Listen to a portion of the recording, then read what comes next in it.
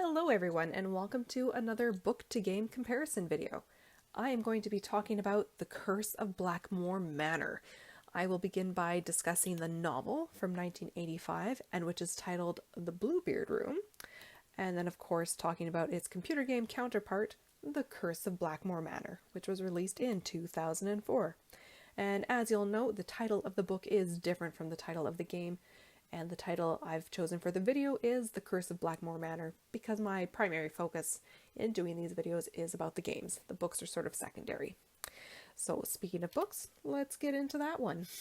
So this is the 77th Mystery Stories book. These are also called the Digest Paperback series, which I've noted previously. And again, it is called The Bluebeard Room. Now, there is a lot going on in this book. It begins with Nancy visiting her Aunt Eloise in New York with Bess and George, and they attend a garden party, sort of in Eloise's stead. She's unavailable. And while there happens to be this rock star named Lance Warwick, who is very well known. He's very famous, and he's from the UK. Nancy has a chance to meet him, but she sees that all of these girls are fawning over him, and she doesn't want to be like them. She doesn't want to be seen as a groupie, and she sort of rebuffs him. She treats him a bit poorly. And later on she apologizes and they become acquainted and get to know each other.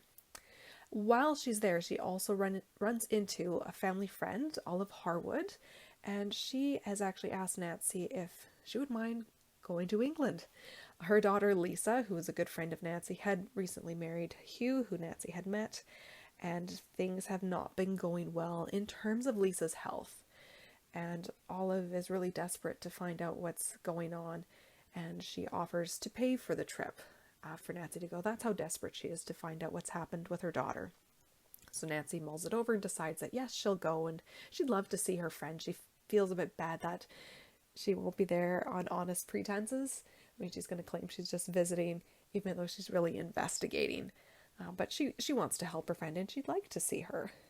But before she gets a chance to go overseas, she's at this party with Lance Warwick, and she discovers a bag of cocaine has been put in her purse. So this book actually talks about drugs a fair bit. It's a bit of a heavy subject. This is not something we encounter a lot with the Mystery Stories series. It's more common to have these heavy themes in the case files, so it was a bit of a surprise to see that in one of these Digest paperback books. So we have this little drug-related moment in the States, and when Nancy arrives in England, she actually finds ties to the UK. So we have the second little storyline going on. We have Nancy there to visit her friend Lisa. We have her investigating drugs, and then there's even more that comes up. Nancy finds herself in the English tabloids because she runs into Lance Warwick while she's in the UK, and they spend time together. And so there are stories in the tabloids about Nancy and Lance. She's also rebuffed by the locals of Polpenny. So Polpenny is where Lisa lives.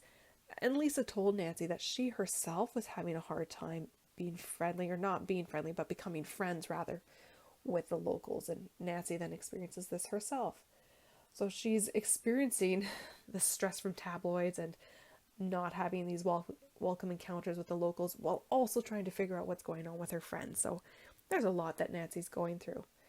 And then on top of that, while Nancy's investigating what's going on with her friend, she learns of this historical rumor about a witch coven in Cornwall.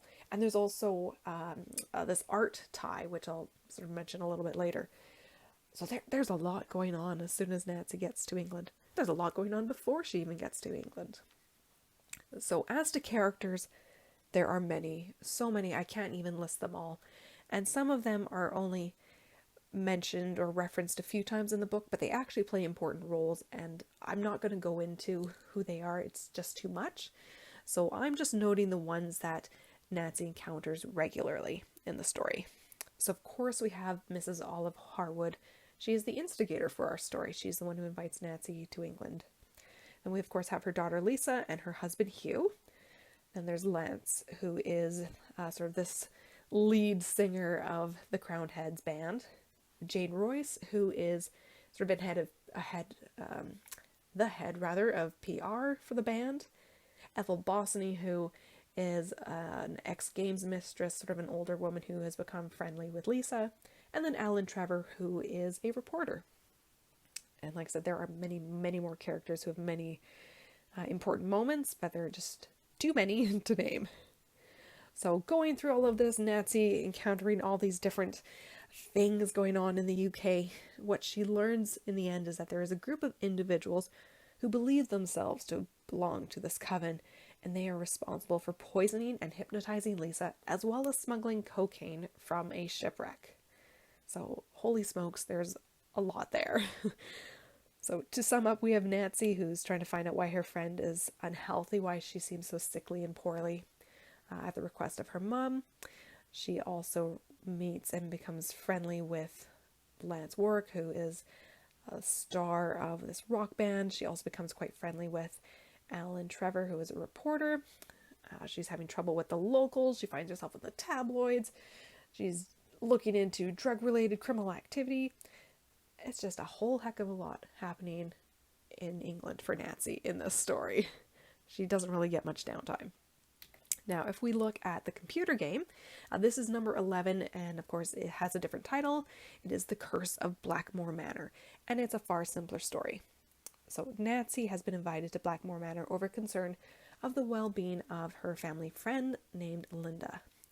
And once there, she only ever speaks to Linda from behind a curtain. She keeps herself hidden, she's really withdrawn, and is only ever found in her room, and she's not very warm or inviting to Nancy. And while Nancy is trying to help her friend, she learns about this family history on the Penvillin side, and this legend of a curse which turned a person, originally the husband of a supposed witch, into a beast. And then there's rumors of this beast continuing to prowl the moors, and now there's a question of, is Linda turning into the beast of Blackmoor? So we sort of see repetition of this curse coming up. And there are many puzzles and secret passageways in the manor. It's really quite rich in activities and has a lot of secrets in this manor. So the characters in the game, there are far fewer than the book. We of course have Linda Penvillin, who is Nancy's friend from the States. We have Linda's stepdaughter Jane. Mrs. Letitia Drake, this is Jane's great aunt, Hugh's aunt, and she's sort of the head of the house while Hugh's away. We have Ethel Bossany, who's the tutor to Jane. Nigel Mukherjee, who is a historian and hoping to gather information to write a book about the Penvillin family history. And then we have Lulu, who is a bird who, though incredibly annoying, is a source of a lot of information. She's a very old bird and has kept this information for many Penvillins. She actually has a very important role in the Penvillin family history. So as Nancy is sneaking around the manor and trying to help her friend and learning about this supposed curse, what she ultimately learns is that Jane is really struggling. And Jane's reaction to this loneliness is to trick her new stepmom into believing she's turning into a monster, the old beast of Blackmoor Manor. And while she's doing this, she's also searching for this hidden and well-kept secret, this item that generations of Penvillins have hidden. And, she's really trying to make a connection with her family, when you think about it, with her biological family. She's pushing Linda out and really wants her dad and her biological mom. And I think she's trying to find this connection to her family that is going to really help make her feel comfortable and loved and like she belongs. So that is the game. We have Nancy just in this manner the whole time, trying to find out what's happened to her friend, and she realizes that it's relating to the Penvillin family history, and learns that this young child is responsible for the poor experience that Linda has been going through. So now that I've sort of summed up the book and game separately, I'm going to compare the two. So of course I'm going to start with our title. Big difference here, the titles are not the same. So the book is titled The Bluebeard Room, which is, it kind of makes sense, but we don't actually learn about the Bluebeard Room until the end of the book. So it's sort of a weird title, but also makes sense at the very end. As to the game, it's called The Curse of Blackmoor Manor, which is very fitting because That's sort of what we wonder is Linda unwell because of this curse? And of course, it's set at Blackmoor Manor. It's a very suitable title. So then we'll look at storyline. This is a giant blurb because the storylines are so different. The book, for instance, the first half of it takes place in the States, and it's about Nancy and Lance. She doesn't get to the castle, and it's castle, not a manor, in the book. She doesn't get there until halfway through the story. So really that, I think, highlights just how different these stories are. So more specifically, I'll just read what I have here for the storyline. Nancy is caught up with this rock musician, so that's Lance Warwick, who she meets in the States and runs into again unexpectedly when she goes to England to investigate these sort of concerns about her family friend, Lisa. And Nancy also investigates this rumor about a coven of witches and delves a little bit into art history. So that's something that is kind of important and really kind of tweaks Nancy to unearth or to investigate some other things. In the game, it's far more simple. Nancy is asked to visit her family friend Linda because of her mom being concerned about her because she's not acting like herself. And while there, Nancy delves into the Pendleton family lore and history. So our storylines are fairly different. The game is not nearly as complex as that of the novel. So our locations are surprisingly different. The book takes place in New York for the first half, and the second half in Polpenny, which I believe is a fictitious town, but it's near Penzance in Cornwall, England, and so that's the west side of England. The game, however, takes place in Essex, which is a little bit more eastern. So even though England is one of our main places, the parts of the country are actually different between book to game, which is kind of interesting.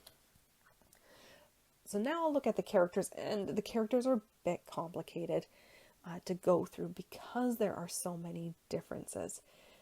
There are a lot of characters from the book who are not included in the game, and some characters in the game who are not at all similar to characters from the book.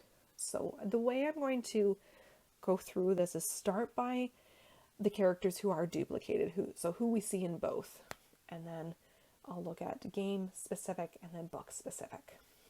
So I'll start with Lisa, whose maiden name in the book is Harwood, and in the game her first name is Linda and maiden name Petrov. So we already see a change there. Her first name, I suspect they changed her name from Lisa to Linda because there was already a character named Lisa in game number 4, Treasure in the Royal Tower. So I'm assuming, I could be mistaken, but assuming that Her Interactive simply wanted to use a different first name, which I think is fine. That's a decision I would make as well. I've thought about that often where I do see duplicate names in the games, and I wish they weren't repeated. I'd love to see different names. As to the last name, I don't know why those were changed. I don't see any reason for it. I'm a little intrigued as to why that choice was made. So it's not something I have an issue with. I'm just curious about it. So looking at this character of Lisa or Linda, just sort of generally speaking, she's a family friend of Nancy. They knew each other for years when they both lived in River Heights, and her mother is concerned for her well-being since her marriage and relocation to England. So that's what stays the same. In the book, Lisa is poisoned and hypnotized by someone who she thought was a friend. And she's also a bit more energetic, and it's more her health that's of concern. Nancy does interact with her. They spend time together and they have fun. So she's a bit more jovial, I guess you could say, in the book. In the game, however, Linda is a lot colder. She's very distant. You never see her face. She doesn't seem to trust or believe that anyone can help her. And her lotion and food have been tampered with by her stepdaughter. So the person perpetrating these crimes is different, in part because the character in the book has a very different role in the game, and Jane, the stepdaughter, is not in the book. She's created for the game, so that was quite a change, and I'll talk about that a little more on the next slide. Until then, let's get through the next two characters. So we have Ethel. The only thing that's the same between mediums is the fact that she is a teacher. So in the book, she's a former games mistress and she's in her 60s. So she's a bit older and she's a bit bigger. That's how she's described. Whereas in the game, she's young. I'd say she's in her 20s or 30s, and she's quite thin. And she is sort of what we think of as a friendly visitor to Lisa in the book. Whereas in the game, she is a tutor for Jane, and she knows the family history, the Penvillen family history. So she's a bit different. Ethel is also one of the culprits in the book. She is responsible for hypnotizing and poisoning Lisa.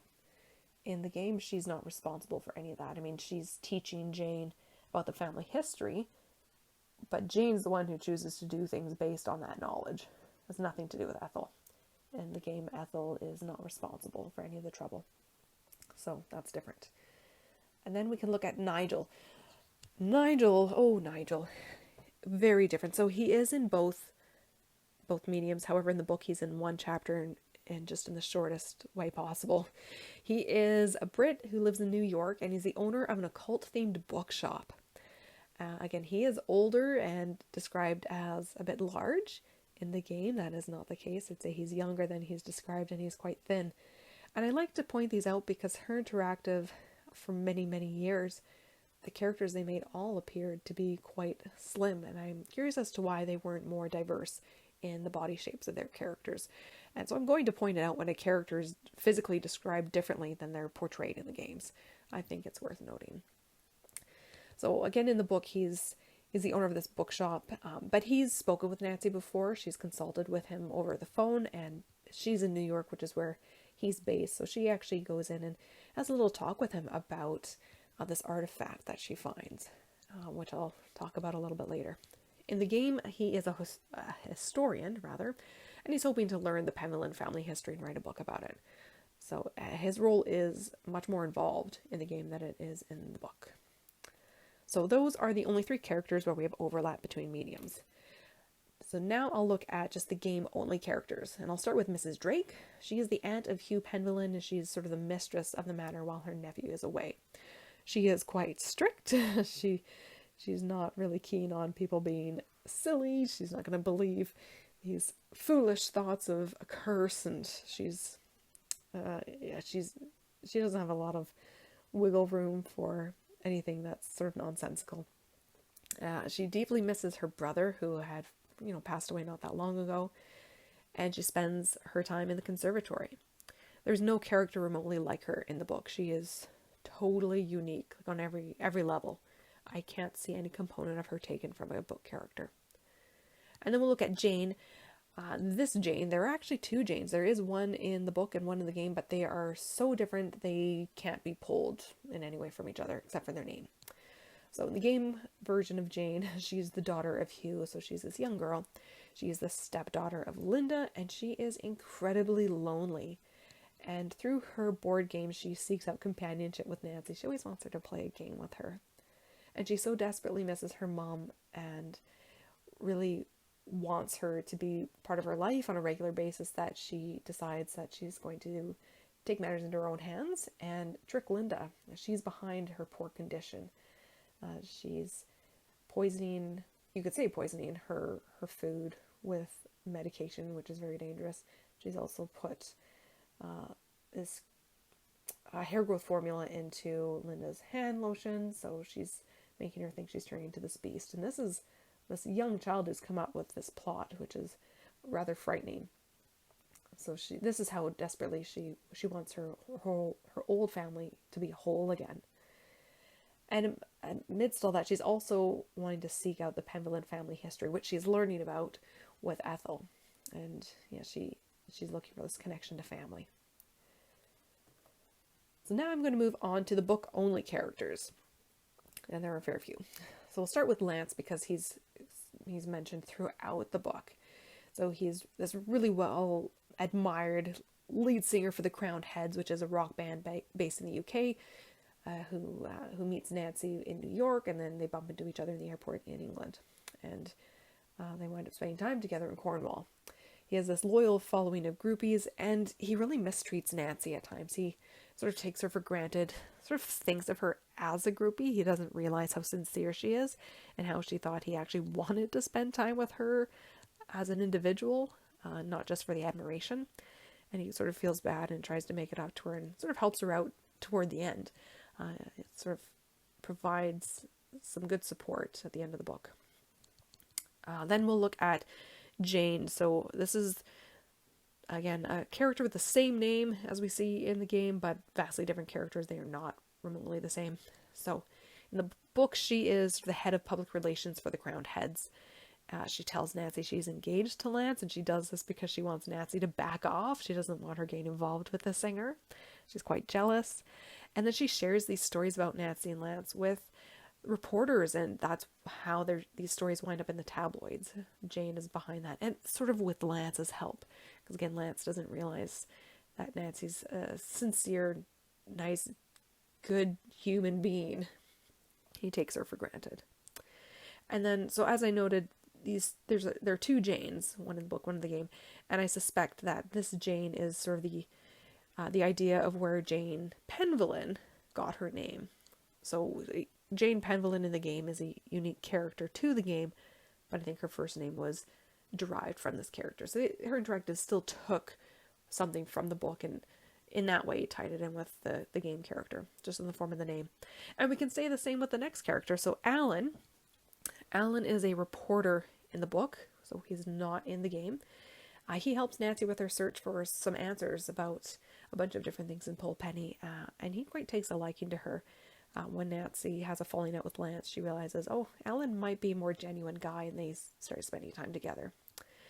And so his name also is probably where Jane's grandfather's name came from, because remember, his name was Alan Penvillin, so that they probably took it from this reporter who was not included in the game.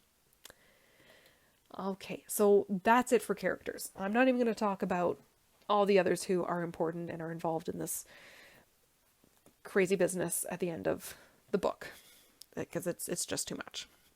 So we'll move on to a few other things. The castle, this is a very small note.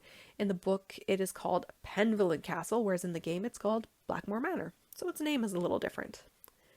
And then our history, that's something that Nancy sort of dives into in both mediums. So in the book, it really focuses on a witch coven, or these rumors of one from long ago. I know this golden statue of this Mab, I hope I'm pronouncing that correctly, that sort of comes up a few times, and how there might be this twin to one that's recently been brought to this museum, and Nancy sort of seeks it out. And it has ties to this ship that sank, and that's where the cocaine is being smuggled from. And yeah, it's a bit more in depth. I'm not going to go into too many details. I don't want to give the whole book away. And there's no mention of a curse in the book. And that's really important, especially when you consider the title of the game, The Curse of Blackmoor Manor. Well, that's clearly not taken from the book, because there is no mention of a curse in the book. In the game, when we're talking about history, the focus is on the Penvillin family history. And we have a note about a member having been accused of being a witch. That was Eleanor Penvillin, and that she turned her husband into a beast with this curse. So obviously we have a curse as part of the history that's found within this game. And then we'll move on to sort of a heavy topic of drugs. So in the book, this is one of the main themes. It's about drugs being smuggled from a shipwreck in the UK. One of the band members from the Crowned Heads, not Lance, but a different one, he sort of got involved, and he was sort of smuggling them on trips, and it's just a whole thing, and it's heavy. So Nancy finds a bag of cocaine in her purse when she's in New York, and then she hears rumors when she's in Polpenny about them possibly distributed at this old tin mine, which is not far from Penvillin Castle. So it all kind of ties back. In the game, we do technically have mention of drugs, and it's form of prescription drugs, which Jane puts in Linda's food. So, very different version. But I guess technically, their drugs fall into both storylines. So, there's that. And so, just to conclude, oh man, oof. What can I say? I guess, well, her interactive game from 2004 really is vastly different from the 1985 source material. These are just two very different stories for the most part. Some of the characters remain the same, so again, that includes Lisa or Linda. I mean, her name changes, but ultimately as a person, she's the same. Ethel, her role is half the same, half different. and shoot, I don't even remember who the other one is. Oh, Nigel, yes, who barely counts, because he's ever so briefly in the book, but has a more major role in the game. So really, how much of the characters remain the same is quite limited. Many from the book were removed, and a few were added. The motivation to go to England is the same. Like, Nancy's gone to help a friend to look into her health and her overall well-being. But ultimately, the storylines are not the same. Her Interactive did manage to slip in some small book details into the game, and these details were not necessarily key points to the story. So examples are character names. So looking at from the game, Jane Penvillin and Alan Penvillin, their names, I think it's safe to say, were derived from characters in the book who were not put into the game. So Jane Royce, who works with the Crowned Heads, and Alan Trevor, who is the reporter. We also have this mention of Cockney in the game, which is kind of joked about. That actually comes up in the book. So they did manage to slip in that detail, which I thought was really good. These rumors of a witch, sort of the extent is a bit different. The circumstances aren't quite the same. It's more of a coven of witches in the book, whereas in the game, it's a rumor that Eleanor Penvillin was a witch and she was killed for it, or because of it. And then even ancient threats. This is a very small thing. And I tie this in with an arrowhead. So Nancy finds a small little arrowhead in an envelope. She finds them twice. And they're what were called elf darts or elf bolts. And they were meant to be threats. They were signs or indicators that you're in danger, but more as a threat, not as a warning. And then in the game, Jane receives this threat, or supposedly receives a threat with an ancient rune on it.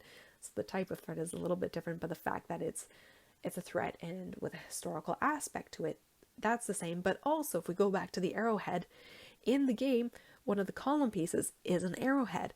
I think it's safe to say that came from the book. The fact that there were the elf darts. I think Her Interactive wanted to incorporate that in a different way. And this was a great way to do it with those column pieces. That was brilliant. But with that said, ultimately these two stories are different. They're not the same. And I have to say thank God, because this book was a slog. I didn't like it. Her Interactive did a really good job of turning it into a good game. And like the culprits aren't even the same. Their motivations aren't the same. They're so different. The culprits in the book include a group of people, including Ethel Bossany. In the game, she's not a culprit in any respect. There's also a band member from the Crowned Heads who's one of the culprits, as well as this doctor and these historians. Like it's a group of these sort of big names who we encounter briefly in the book. But they try to access this room, or I shouldn't say they try to access, but they have access to this room in Penvillin Castle, which they reach by way of the shore. It's very complicated, and that's the Bluebeard Room. And yeah, it's again complicated. There's a lot that happens in the book, and the game is far more simple, and thank goodness for that. So that is my comparison. The Bluebeard Room book to the Curse of Blackmoor Manor game. Wow, are they ever different? I mean, there, like I already noted, there are some similarities in terms of character and the initial reason for Nancy going over to England, but the bigger details are so different, they might as well be different stories. It's just quite a difference. And as I just noted a moment ago, I really struggled through this book. I didn't like the way it was written. This book, so at the beginning I said it's number 77 in the Mystery Stories series. The hardbacks, which are the precursors to the paperbacks, the first part of the paperback series, those books as reprints went up to 20 chapters. This book goes up to 18, and I don't know at what point the 20 chapters ended. So the hardcovers initially went up to, I think 56. They then reprinted a bunch of others that went up to, I think, 64 as hardcovers. Those are all 20 chapters. So somewhere after that, the 20 chapters ended, and I don't know where that is. So it's near 77. Could have been, 10 books before that. But the point of me saying this is, I think this is a story that should have been written in 20 chapters and not 18. I really don't know why they only wrote 18 chapters, because there's a lot that happens in the book, and it feels to me, that is, really rushed. And I think it would have been written better if it had been given a bit more space to better tell the stories. So 2 extra chapters I think would have been worthwhile. But even so, there's so much going on. And this is one of those cases where I have to wonder, why did Her Interactive pick this book? Like, how did they think this was a good idea? And I mean, what they did do was quite good. This is a fan favorite game. They really turned it around. It's kind of stupendous when you think about it, or at least when I think about it, having just read this book that I almost despise. But really, my brain just keeps going, what part of this did you tweak to as being worth turning into a story? Because if I look at the whole book, I don't see anything of interest there. I wouldn't have turned this into a game for anything. But the company really managed to pick out some really good details. And I mean, it's minor. It's about Lisa Orlinda and her health, and Nancy going to England to check in on her. But they got really creative in telling this story revolving around the Pemberlin family history. So that's quite different. So really, this is, I think, the first time where there are massive differences between the adaptations. And I know we're going to continue to see this. Things are going to change a lot as we go forward. Perhaps not so much with the next one. The next game is Secret of the Old Clock, and it's based on 4 books. And I'm looking forward to going through all those again. I think that's going to be a lot of fun. And I don't think we're going to see quite as many differences because our source material is so vast. It's 4 books that a game is inspired by. So I think we're going to see a lot of different similarities. I think that's going to be fun to pick out. But anyways, I'm going to wrap this up because I think this is probably getting pretty lengthy at this point. Yeah, this is over half an hour. I think this is my longest comparison video. I'm going to just let you guys go and just say one more time, wow, these 2 stories are different, and kudos to Her Interactive for turning it into a playable game. All right, thanks a bunch, everyone. Enjoy your weekend or week, depending on when you watch this, and I will catch you next time. Have a great day, everyone. Bye-bye.